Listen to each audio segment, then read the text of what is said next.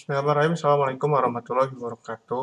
Perkenalkan saya Hilmi Atari, mahasiswa Teknik Elektron Jani, yang akan membahas tentang materi dioda di elektronika analog. Ini sebelum kita bahas tentang dioda, kita bahas dulu tentang semikonduktor. Nah, dioda adalah bagian dari semikonduktor. Definisinya adalah bahan yang memiliki nilai hambatan antara konduktor dan isolator. Ya, sebesar ini ya. Perbandingan hambatan jenis konduktor isolator ya, contohnya ini. Bila tembaga hambatan bisa kecil dan gelas itu gede rata jenisnya. 3 buah bahan yakni tembaga, silikon, gelas masing-masing punya panjang 1 meter, diameternya 1 mm. Jika dipasang 10 volt, maka berapa besar arusnya yang dilewati oleh bahan tersebut? Kemudian kita jawabnya dengan menghitung dulu rumus R-nya dengan rumus R sama dengan rho L per A, panjang per luas penampang. Ya. Hanya kita bisa ketahui dengan menggunakan ini ya, Pi per R kuadrat, R-nya itu sama D per 2. Kita masukkan D-nya ini 1 mm, kemudian kita masukkan K, kaliin aja. Kemudian kita hanya masukin ke sini. Dan habis itu, setelah kita ketahui R-nya, maka kita dapat tahu I-nya dengan menggunakan rumus I sama dengan V per R. Dapat kita lihat bahwa untuk tembaga, silikon, dan gelas masing-masing memiliki arus yang beda ya.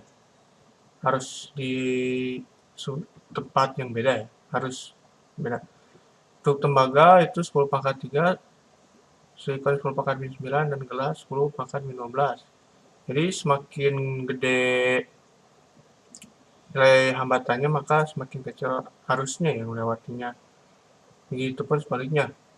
Ya, arusnya mengalir pada bahan tersebut. Dari yang terbesar adalah konduktor, tembaga, semikonduktor, silikon, dan isolator gelas. Kemudian bahan-bahan semikonduktor, trivalen, tetravalen, dan pentavalen. Trivalen itu logam-logam memiliki atom dengan jumlah elektron keluar 3 buah, boron, gallium, dan indium. Kalau tetravalen jumlah elektronnya 4, dan pentavalen jumlah elektron keluarnya 5. Ya, seperti ini ya tabelnya ya. Ini untuk elektron keluar 3, ini 4, ini 5. Bahan-bahan semikonduktor yang paling banyak digunakan itu ada Si dan Ge, silikon dan germanium. Jumlah elektron silikon 14, elektron germanium 32 buah. Elektron valensi keluar silikon maupun germanium masing-masing 4. Merupakan jenis ikatan kovalen ya. Ini deskripsi ini ya merupakan jelasan dari ini ya. Germanium ini jumlah elektronnya 32. Ini silikon jumlah elektronnya 14. Ada di golongan 4A ya. Artinya memiliki 4 ya elektron keluarnya. Kemudian jenis semikonduktor. Pertama itu ada intrinsik, merupakan semikonduktor murni ya, dan tidak cacat. Contohnya silikon murni. Ini ya, struktur kristal silikon ya. Ada 3 dimensi dan 2 dimensi. Ini elektron valensi, elektron keluarnya, dan bulatan ini adalah ikatan kovalen. Semikonduktor intrinsik pada suhu yang sangat rendah itu sifatnya sebagai isolator ya. Ya, tidak ada elektron bebas atau tidak ada pembawa muatan sehingga bersifat sebagai isolator ya. Dan juga semua elektron berada pada ikatan kovalen. Jadi semikonduktornya bekerja sebagai isolator ya. Jadi hambatannya lebih besar ya. Seperti gambar di sini ya. Ya. Isolator. Ya harusnya lebih kecil yang lewat maksudnya. Semikonduktor intrinsik pada suhu kamar. Agitasi termal, perubahan termal menyebabkan beberapa elektron valensi keluar dari ikatan kovalen, jadi elektron bebas sebagai pembawa muatan negatif. Kemudian munculnya elektron bebas diikuti dengan terbentuknya Hall sebagai pembawa muatan positif peristiwa. Muatan positif. Peristiwanya disebut generation. Jika dipasang tegangan, maka terjadi aliran arus. Sebagai konduktor dengan konduktasinya rendah. Sifat bahan silikon dan germanium. Ini ada data tabel dari Millman tahun 1986.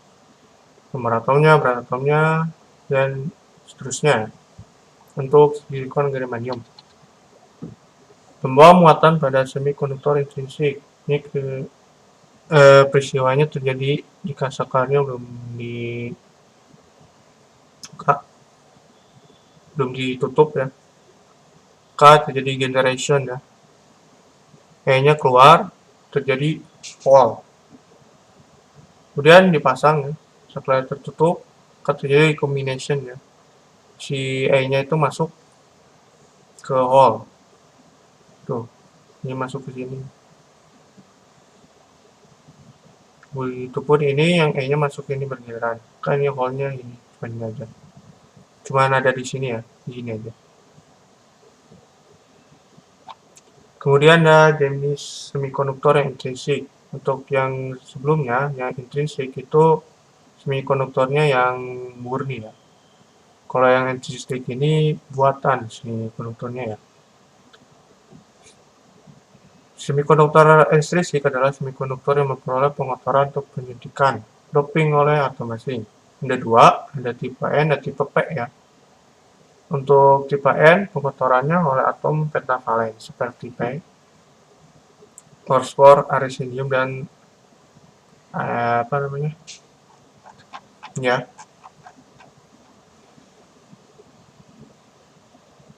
antimon, arsenik, arsenium, dan antimon.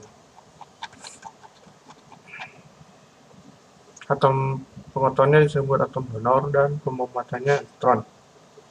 Kemudian untuk tipe P, pengotorannya oleh atom trivalen ya, seperti boron, galenium, dan indium. Atom pengotornya disebut atom akseptor dan pembuatannya adalah Hall. Ya. Untuk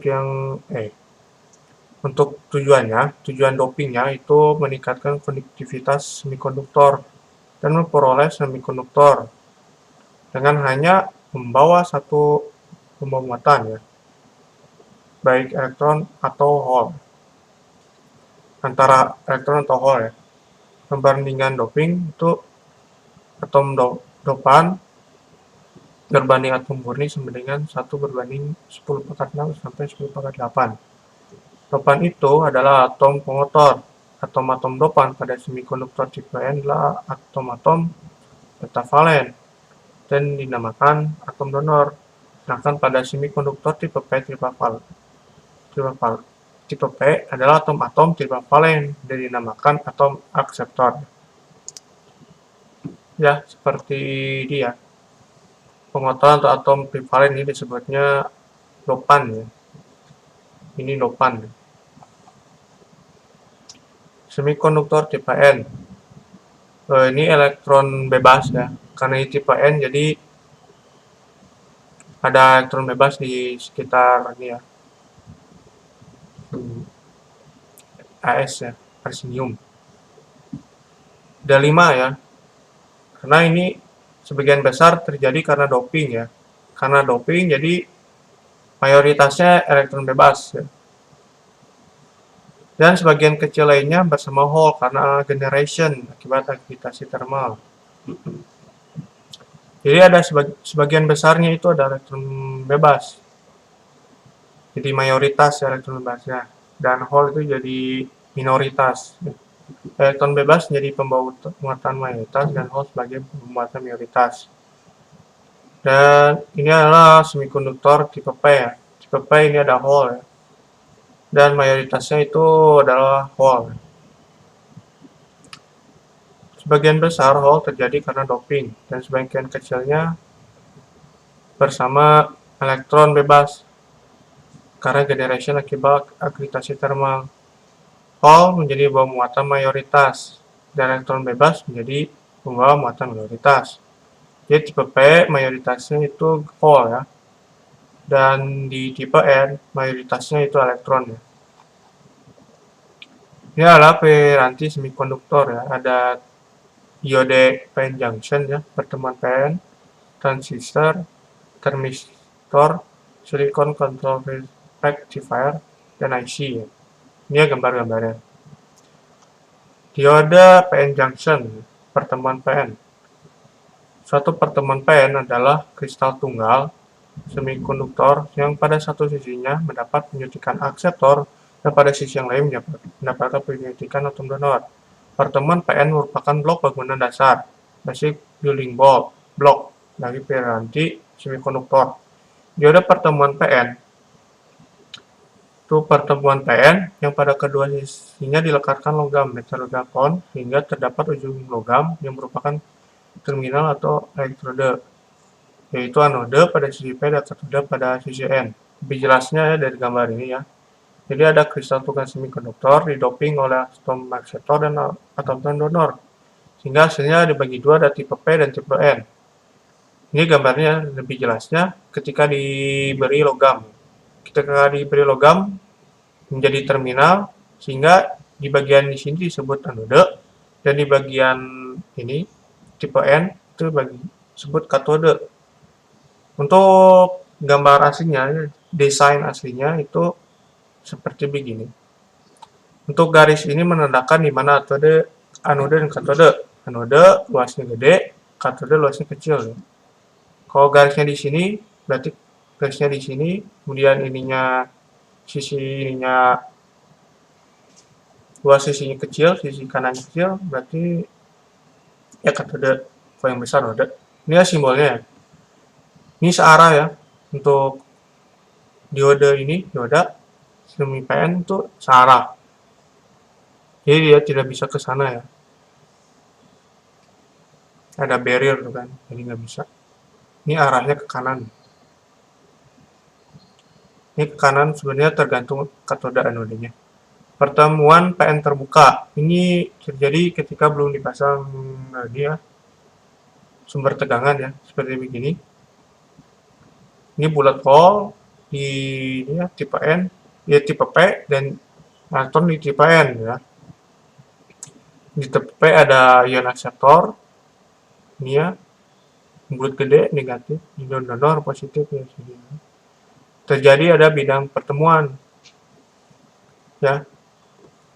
Jika ion ya hole-nya bertemu dengan elektron, dia bakal menghasilkan ya pertemuan ya, lapisan pengosongan di sini ya, ada barrier ini ya. Atom-atom yang mengandung hole dapat digambarkan sebagai ion-ion negatif karena kekurangan elektron ya. Ini ya. Dan atom-atom yang kelebihan elektron sebagai ion positif nih. Ya. Ini elektron positif. Ini ion positif dan ion negatif. Ion akseptor adalah ion negatif dan ion donor adalah ion positif. Ya, seperti gambar ini ya. Lapisan pengosongan. Saat P dan N dipertemukan, terjadi difusi elektron ke arah P dan difusi hole ke arah N, menimbulkan arus difusi ke kanan ya, arus difusinya ke kanan ya. Jadi dia tuh arahnya dari P ke N. Si hole ini bertemu dengan elektron dengan arahnya itu si hole-nya si hole-nya jalan ke arah elektron ya. Terjadi recombination, gabungan di sekitar bidang pertemuan. Di sini ya, bidang pertemuannya di sini. Karena ada bidang ada bidang pertemuan, maka terjadi adalah lapisan pengosongan.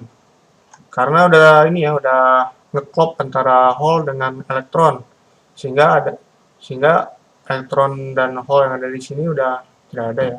Yang ada ion negatif dan positif.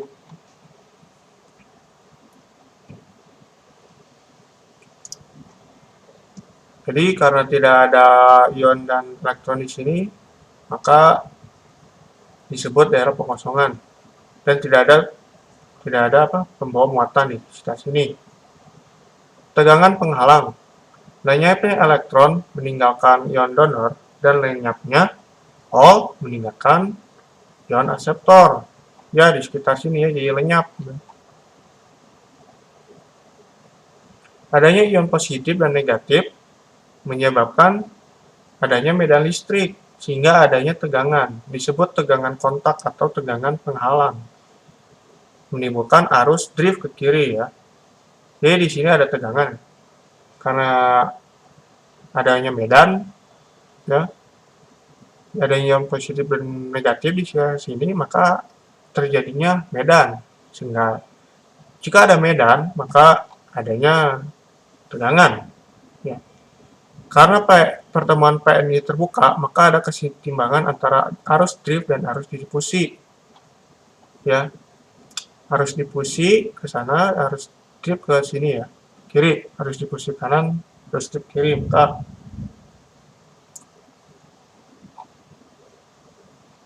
terjadinya ini lapisan pengosongan.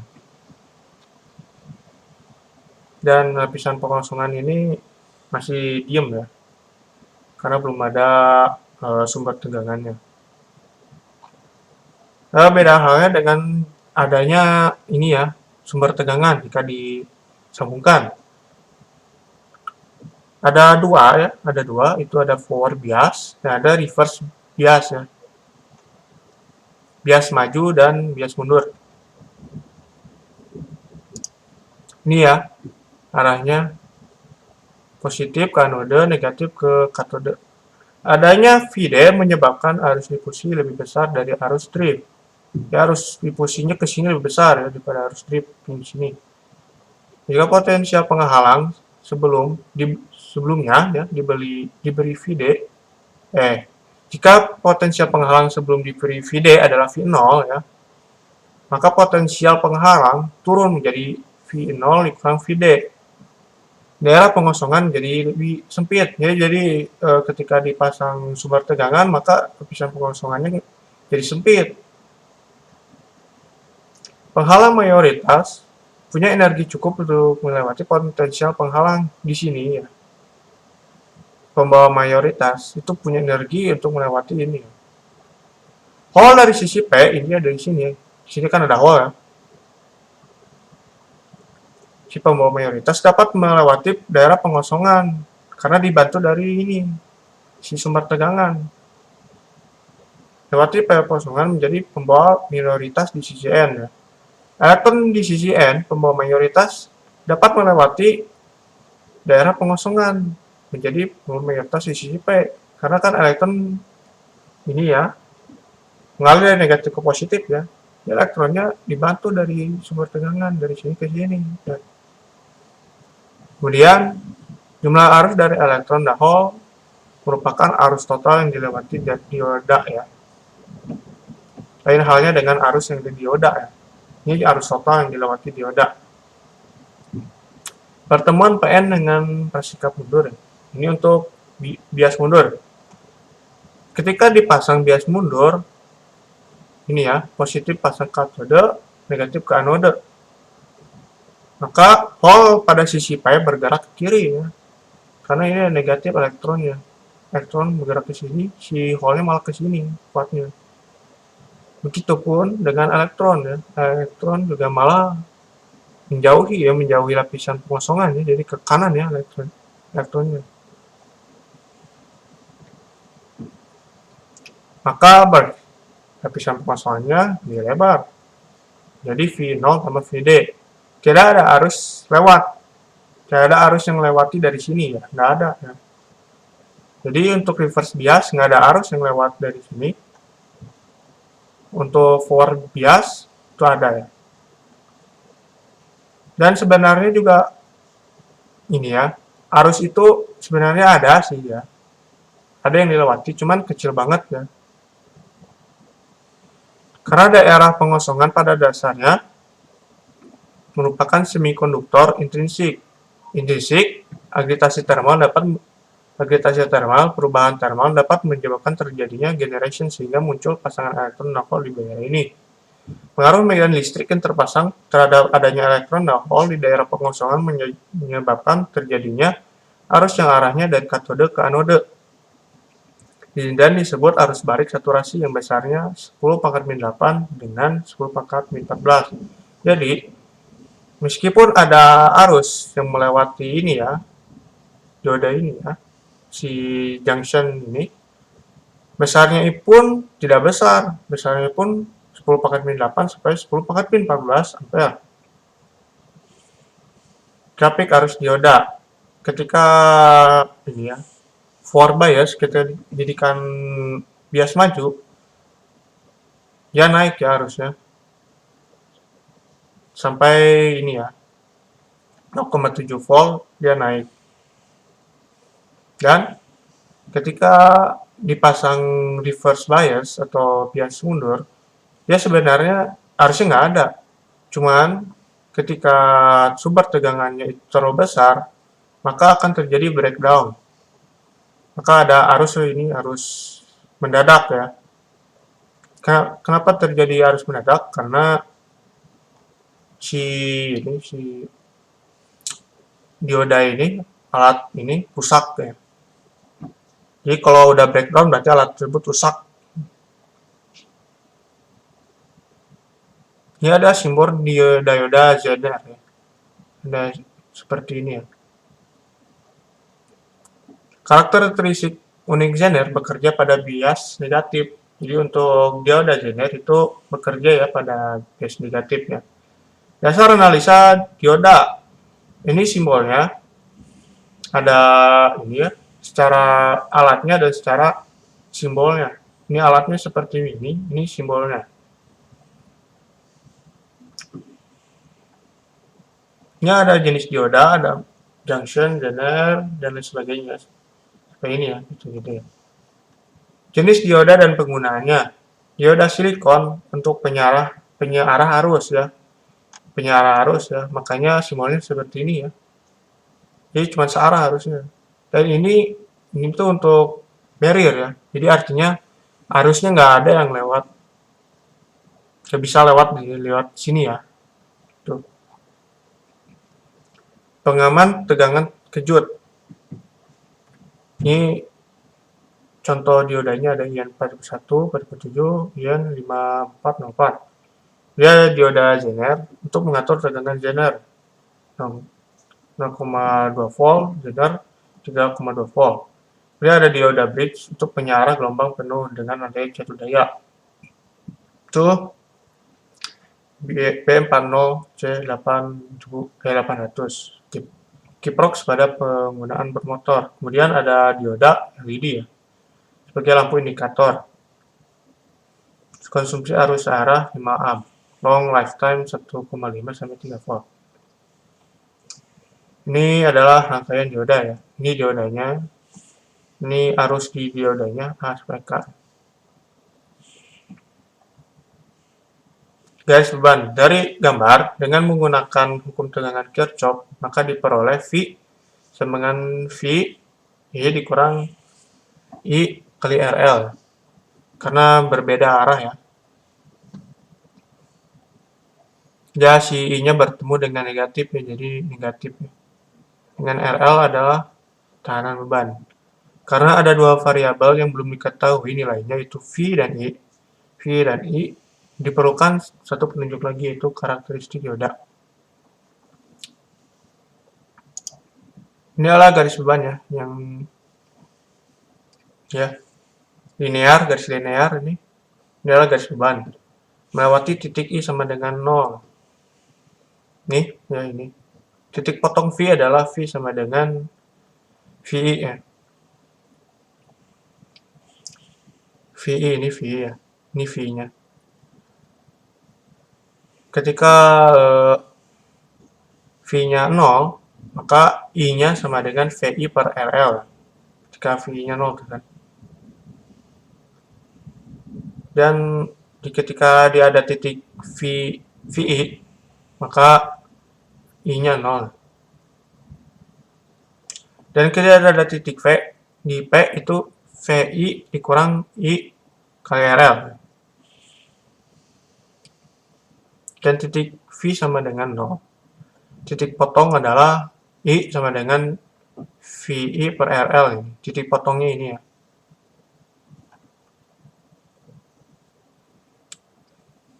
Ini adalah gambar kurva karakteristik dinamis ya. Untuk dinamis, ini ngegeser aja sih bedanya.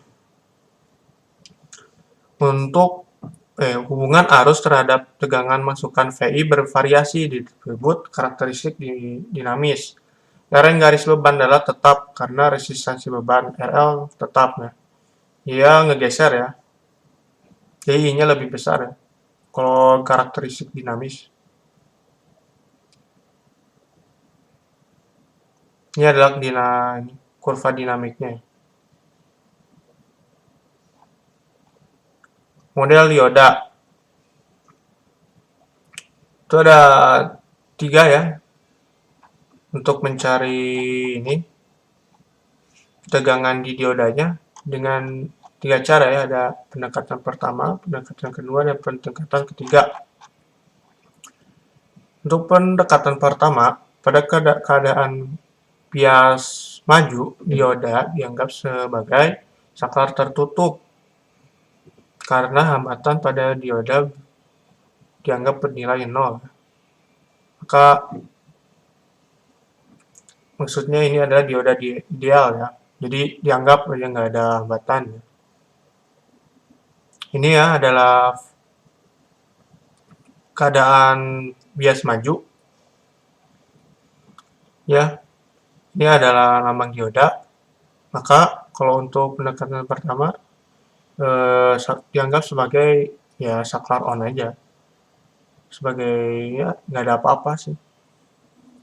Nah, ini untuk rangkaian bias mundur ya. Untuk pada rangkaian bias mundur, dioda dianggap sebagai saklar terbuka karena hambatan pada dioda dianggap dinilai tak hingga ya. Ketika diodanya dipasang sebagai reverse bias, maka untuk pendekatan pertama itu dianggap sebagai saklar off ya, sebagai ini ya harus terbuka, rangkaian terbuka ya. Ini untuk karakteristik sempurna ya, bentuk kurva I0 terhadap V, dan ini untuk pendekatan pertama dia naik langsung harusnya.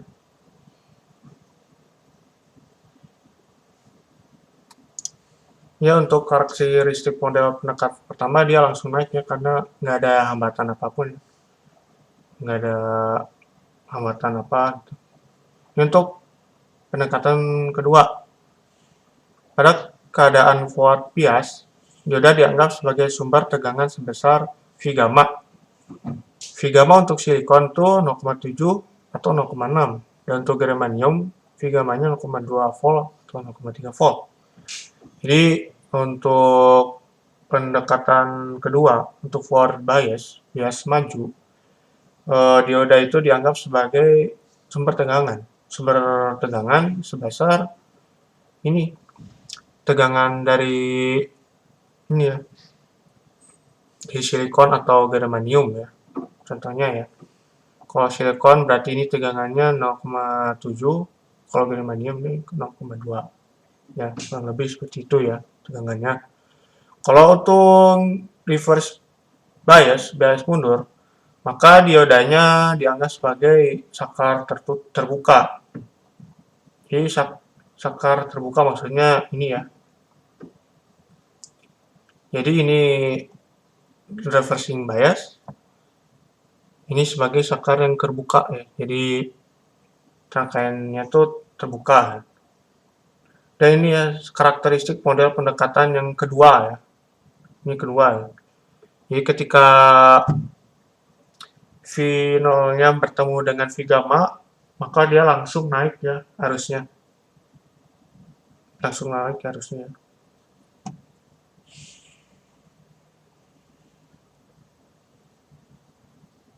Untuk pendekatan ketiga, kalau untuk pendekatan ketiga, untuk force bias-nya, untuk bias majunya, Dioda itu dianggap sebagai sumber tegangan dan resistansi forward.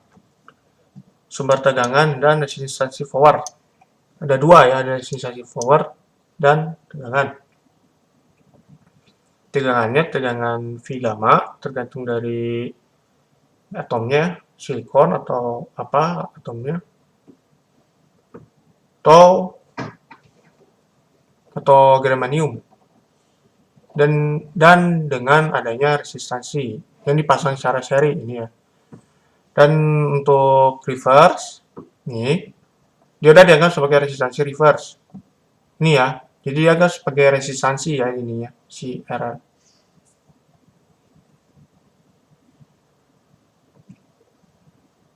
Ya ini ya, untuk pendekatan 3 dia ketika bertemu dengan V gamma, dia naik ya, dengan linear ya, grafiknya ke atas linear. Contoh soal, perhatikan rangkaian dioda di samping ini. Gambarkanlah rangkaian pengganti atau rangkaian ekuivalen dan hitung besarnya tegangan dan arus dioda menggunakan pendekatan 1, pendekatan 2, dan pendekatan 3. Untuk pendekatan 1 ya, dari soal ini ya, yang dimana R forward-nya itu 2,5 ohm, dipasang secara forward bias. Ini diodanya merupakan ini ya, silikon, tegangan inputnya 10 volt, dan RL-nya 100 ohm. Jawab. Kalau untuk ini ya, pendekatan 1 seperti yang sudah dibahas, maka dia hanya sebagai saklar on. Itu ya, hanya sebagai saklar on. Yang dimana VD-nya nggak ada ya, 0 volt ya. V diodanya 0 volt ya. Maka V diodanya 0 volt karena ya tidak ada ini. Karena V-nya itu sudah dianggap 0 ya. Tidak ada V sumber, dia sebagai ini aja, saklar aja gitu. Jadi mengapa V ini tegangan diodanya 0? Maka karena untuk pendekatan 1 karena dia dianggap sebagai saklar aja. Tuh. Kemudian kita cari ini ya, arus diodanya, yaitu V-in per RL sama dengan 10 volt per 100 ohm. 10 volt per 100 ohm, yaitu 0,1 ya. 0,1. Kemudian pendekatan 2. Untuk pendekatan 2, diodanya itu kalau dipasang sebagai forward bias dianggap sebagai sumber tegangan dengan tegangan V gamma. Ya.